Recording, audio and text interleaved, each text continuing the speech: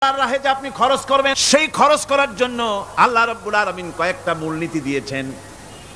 কিভাবে কি মন মানসিকতা নিয়ে খরচ করবেন, খরচ করলেই কিন্তু সব। আতর মাখবেন, যদি চিন্তা করেন যে আতর মাখলাম, মাহফিলে যাব, মসজিদে যাব, লোকেরা টের পাবে যে বেটা আতর একখান মাখছে, খামো খাই আপনার আমও গেল সালাও গেল, কোনো সব হইল। আর যদি আতর মাখেন এই নিয়ত করে আতর মেখেছি, রাসূল পাক সাল্লাল্লাহু আলাইহি ওয়াসাল্লামের একটা সুন্নাত আমল করলাম, আল্লাহ রাব্বুল আলামিন অসংখ্য নেকি আমলনামায় লিখে দিবেন। নিয়তের উপরে দারমাদার করছে সব। এখন আপনি যে খরচ করবেন, সেই খরচটা কিভাবে করবেন, কি মন মানসিকতায় করলে পরে আল্লাহ খুশি হবেন, সেই কথাটি আল্লাহ পাক কোরআনে কারীমের মধ্যে বলছেন। আমি আপনাদের সামনে সেগুলি বলছি। দানটা হতে হবে কেবলমাত্র আল্লাহরে খুশি করার জন্য। মনে রাখেন, এটা হলো এক নম্বর। কি দানটা হতে হবে কারে খুশি, জোরে কোন? আল্লাহ পাক বলছেন, ওয়ামা তুনফিকুনা ইল্লা ইবতিগা ওয়াজহিল্লাহ, তোমরা যা কিছু খরচ করো তাতে আল্লাহর সন্তুষ্টি লাভ করা ছাড়া মনের মধ্যে অন্য কিছু যেন লক্ষ্য না থাকে,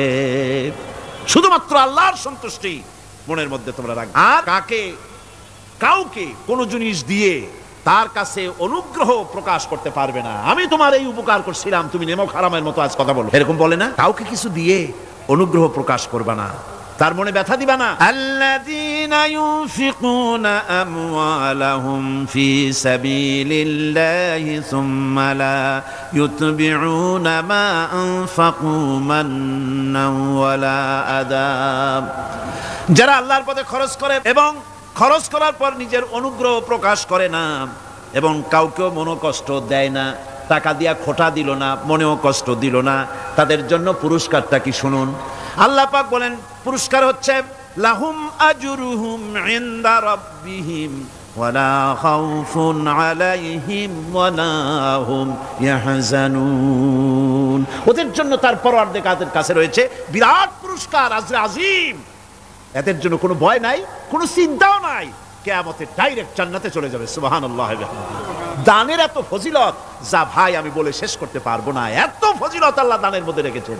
ত্যাগেই তো শান্তি, ভোগে শান্তি নাই, মজা কিসে? জোরে কন্যা, মজা কিসে? ত্যাগের ভিতরেই মজা। এরপরে আল্লাহ পাক বলছেন, আল্লাহর পথে 3 নম্বরে হতেছে আল্লাহর পথে যা খরচ করবা, বেছে বেছে ভালো জিনিসটা দিও, বাইসা বাইসা ছেঁড়া জামাটা দিও না। পকেটে হাত দিয়া দান করবে, পকেটে হাত দিয়া হাত আর বাইর করে না, কারণ খুঁজে দেখে যে 10 পাই না 4 আনা, কম পয়সাটা দেবে, 12টা দেবে। টাকা বের করে ওর মধ্যে ময়লা পচা গন্ধ লাগে, ওইটা দান, আর টাটকা টাকাটা পকেটে রেখে দেবে। এই স্বভাব আমাদের আছে কিনা? কর আছে কিনা? আরে বাবা, টাকা কি আপনি পকেটে রাখতে পারবেন? ওটা দেওয়া লাগবে না, এরে দেন তারে দেন, কাউকে কিন্তু দেবেনি। আমাদের এই বদভ্যাস আল্লাহ আমাদেরকে মাফ করুন, কোন আমিন বলেন আমিন। দান করার সময় বেছে বেছে খারাপটা দিও না, ছেঁড়া কাপড়টা দিও না, অখাদ্য কুখাদ্য দান করো না। বিয়ার মজলিস, বিবাহে অনেক লোক দাওয়াত দিয়েছে, বেশি করে রান্না করছে, কম যদি হয়ে যায় বড় মিয়ার ইজ্জত নষ্ট হয়ে যাবে। মেহমান কম আসলো, এখন এই খাবারগুলি না পারিয়া তারপরে গরিবদের দেয়, না পেরে যখন খাবার কেউ নাই তখন গরিবদের দেয়। গরিবদের উদ্দেশ্য করে কিন্তু বানানো হয় নাই। এটা হলো একজনের রুটি খাচ্ছিল, এক কৃপণ বখিল রুটি খেতে বসেছে, সিল একটা এসে রুটিতে সু মারলো, সু মেরে রুটিটা নিয়ে গেছে। বেচারা পিছনে পিছনে দৌড় আরম্ভ করছে, গালি দিতে দিতে, মরার সিল আর তুই জায়গা পাইলি। সিলের পিছনে দৌড়াতে দৌড়াতে নদীর পারে চলে আসে। সিলও দেখে যে আল্লাহ, এমন এক বেকায়দার লোকের রুটি নিলাম, কোনো গাছেও বসতে পারি না তার ঢিলার জ্বালায়। শেষ পর্যন্ত পাশে ছিল নদী, নদীর উপর দিয়া সিল উড়ে ওপার যাওয়া আরম্ভ করছে। বকিল বেচারা দাঁড়াই থাকে, দিলাম ফি সাবিলিল্লাহ, আল্লাহ, এর তো কোনো মানে নাই। নিজে খেতে না পারে বাসি অখাদ্য কুখাদ্য এগুলি দিতে আল্লাহ পাক নিষেধ করে। দিবা বাইসে বাইসে ভালো জিনিসটা, যেটা তোমার কাছে প্রিয়, ওইটা দিও। তুমি যদি খারাপটা দাও তাহলে আল্লাহ তোমার দেবেন ওই মানে। কিয়ামত আছে না, কিয়ামত ওই মানের পাবা। আল্লাহ পাক বলছেন, ইয়া আইয়ুহাল্লাযীনা আমানু আনফিকু মিন তাইয়্যিবাতি মা কাসাবতুম ওয়া মিম্মা আখরাজনা লাকুম মিনাল আরদ, তোমরা যে উপার্জন করেছো সেই উপার্জনে তোমাদের জন্য যা উপার্জন করেছো তাই, আর মাকে আমি যা তোমাদের জন্য দিয়েছি তার থেকে ভালো জিনিস, ভালো ভালো জিনিস আমার রাস্তায় খরচ করো। এটা কার অর্ডার? আল্লাহর অর্ডার। আর খরচ করার জন্য ওয়ালা তায়াম্মামুল খাবিসা মিনহু তুনফিকুন, খরচ করার জন্য বাইসা বাইসা খারাপ জিনিসগুলি খুঁজে বেড়াইও না, ভালো জিনিসগুলি আমার রাস্তায় খরচ করো। আর যতদূর সম্ভব গোপনে দিও, যতদূর সম্ভব দান গোপনে করো, মানুষকে শুনায়ও না, অমুক জায়গায় দিলাম বা মানুষকে দেখায় দিও না। কোন শহর আছে, কোরবানির সময় বিরাট গরু কেনা হয়, সেই গরু মেলায় মালা দিয়া তারপরে শহরের রাস্তায় রাস্তায় ঘুরানো হয়, অমুক মিয়া সাহেব এই গরুটা কোরবানি করবে। এরকম চিটাগংয়ে হয় না, অন্য অন্য জেলায় হয়। আশ্চর্য কথা। তাহলে তো উচিত, এরকম যদি উদ্দেশ্য হয় তাহলে বড় মিয়া গরুর সাথে একসাথেই হাঁটা উচিত, লোকেরা বুঝুক কোন বড় মিয়া আর কোন বড় গরু। আপনি এটা করলেন কি জন্যে? এই কাজটা তো নিন্দনীয় কাজ। আর প্রতিযোগিতামূলক কোরবানি করা, প্রতিযোগিতামূলক 35,000 টাকার গরু কোরবানি করা হলো, মানে নাই। মানুষকে শুনাইয়া, মানুষকে দেখাইয়া যদি করা হয় কোনো ফল পাওয়া যায়। আমার বন্ধুগণ, আল্লাহ রাব্বুল আলামিন বলছেন মানুষকে দেখাবার জন্য দান সদকা করো না। ইন তুবদুস সাদাকাতি ফানি'ম্মা হিয়া ওয়া ইন তুখফুহা ওয়া তু'তুহাল ফুকারা ফাহুয়া খায়রুল লাকুম ওয়া ইউকাফিরু আনকুম মিন সাইয়্যাতিকুম। প্রকাশ্যভাবে খরচ করলে তা ভালো, আল্লাহ পাক বলছেন প্রকাশ্যভাবে খরচ করলে তা ভালো, কিন্তু গোপনে দান করা সবচেয়ে উত্তম। তবে প্রকাশ্যে দান করতে গিয়ে যদি এটা এই জন্য হয় যে আমি দিলে পরে আরো একজন উৎসাহিত হয়ে, সমাজ কল্যাণ পরিষদের এত বড় বিশাল মাহফিল, 16 লক্ষ টাকা খরচ হবে, দিলাম আমি 1 লাখ টাকা, এটা শুনাইয়া বলার পর আমার কথা শুনিয়া আরো যাদের টাকা আছে তারা হয়তো 2 লাখ দেবে, এই চিন্তা করে যদি তারগিবের জন্য, উৎসাহ প্রদানের জন্য, ইন্সপিরেশনের জন্য যদি হয়, এই নিয়ত হলে ক্ষতি নেই। কিন্তু সর্বাবস্থায় দানটা গোপন হয় ভালো। আল্লাহ পাক বলেন গোপনে যদি তুমি দান করো তাহলে আমি রব্বুল আলামিন ওই গোপন দানের বিনিময় তোমার সমস্ত গোপনীয় গুনাহগুলি আমি রব্বুল আলামিন মাফ করে দেব, তোমার গোপন গুনাহগুলি মাফ করে দেব। 5 নম্বরে হচ্ছে নির্বোধ আর অজ্ঞ লোকদেরকে প্রয়োজনের অতিরিক্ত টাকা দিবা না। দেখেন ইসলামের কি সুন্দর বিধান। বোকা, নির্বোধ, অজ্ঞ আছে না সমাজে?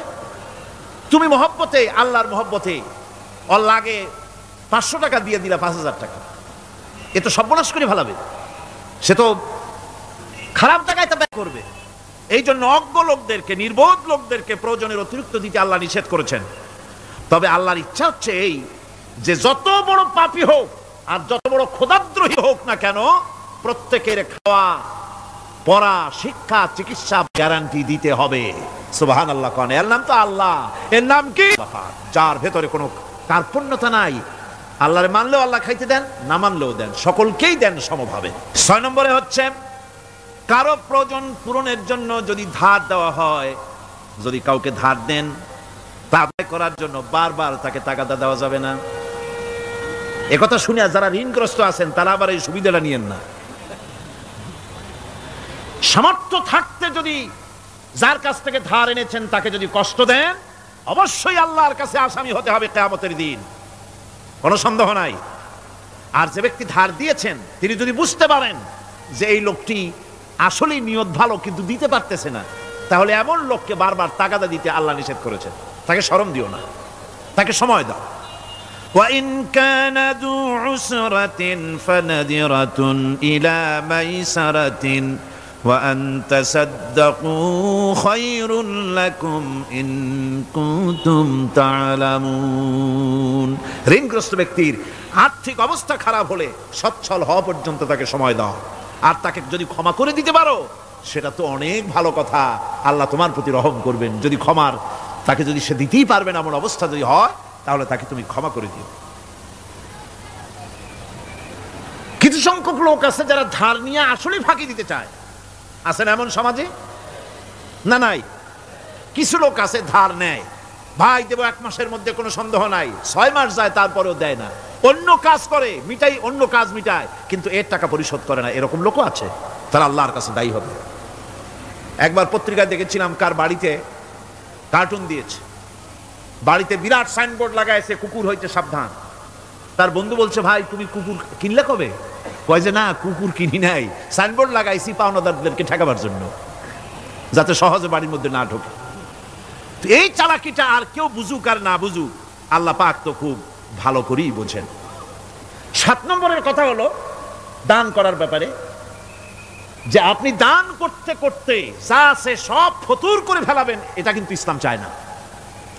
আপনার সন্তান সন্ততিকে বঞ্চিত করে স্ত্রী পুত্রকে বঞ্চিত করে সমানে দান করবেন, ঘরে না খায়া থাকবেন, এই অবস্থা যেন না হয়। খরচ করবেন কি? আল্লাহ পাক বলছেন ওয়ায়াসআলুনাকা মাযা ইউনফিকুনা কুলিল আফওয়া। নবী আপনাকে প্রশ্ন করা হয় কি খরচ করব, আপনি বলুন প্রয়োজনের অতিরিক্ত জিনিস যেটা আছে সেটাই আল্লাহর জন্য খরচ করে দাও। তোমার প্রয়োজন যখন মিটে গেছে, ব্যাংকের মধ্যে অসংখ্য টাকা জমা রাখা খালি গুনতেছে বসে বসে, তা না করে অভাবগ্রস্ত মানুষদের প্রয়োজন মিটাও। খরচ করার ভিতরে আর খরচ না করার ভিতরে ভারসাম্য রক্ষা করতে হবে। ওয়ালা তাজআল ইয়াদাকা মাগলুলাতান ইলা উনুকিকা ওয়ালা তাবসুতহা কুল্লাল বাসত ফাতাকউদা মালুমান মাহসুরা।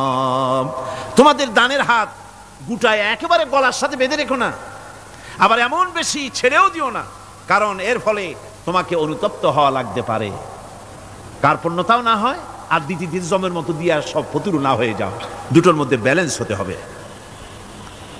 আর ৮ নম্বরে কথা হচ্ছে এই যে এই দানের উপযুক্ত কারা।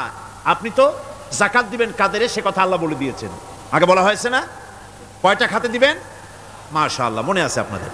আর এমনি সাধারণ দান সাদকা কাদেরকে দিবেন, উপযুক্ত পাত্র কারা, তার একটা লিস্ট আল্লাহ দিচ্ছেন। وبالوالدين إحسانا وبذي القربى واليتامى والمساكين والجار ذي القربى।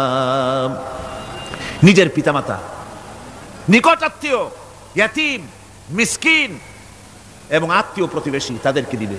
আমি কিন্তু এখন যাকাতের কথা বলছি না, মা বাপকে যাকাত দেওয়া যাবে না। এটা হচ্ছে দান, সহযোগিতা করা, ইহসান করা। এই ইহসান মা বাপকে, প্রতিবেশী আত্মীয় যারা, মিসকিন যারা, এতিম যারা, অনাত্মীয় প্রতিবেশী যারা, চলার সাথী, প্রবাসী এবং নিজের চাকর চাকরানি যা কিছু আছে, এই সকলকেই এই সাহায্য করতে হবে, একথা আল্লাহ বলে দিয়েছেন। এবং আমরা যে আয়াত আলোচনা করতেছি সে আয়াতের ভিতরেও এই ফিরিস্তি আল্লাহ পাক বলে দিয়েছেন। আল্লাহর রাস্তায় যারা দান করবে তাদের সম্পর্কে আল্লাহ বলছেন এখন, মাসালুল্লাযীনা ইউনফিকুনা আমওয়ালাহুম ফি সাবিলিল্লাহি কামাসালি হাব্বা। আল্লাহর রাস্তায় খরচ করা এর দৃষ্টান্ত হলো একটা দানার মতো, যেই দানাটা থেকে 7টা ডাল বেরিয়ে গেল।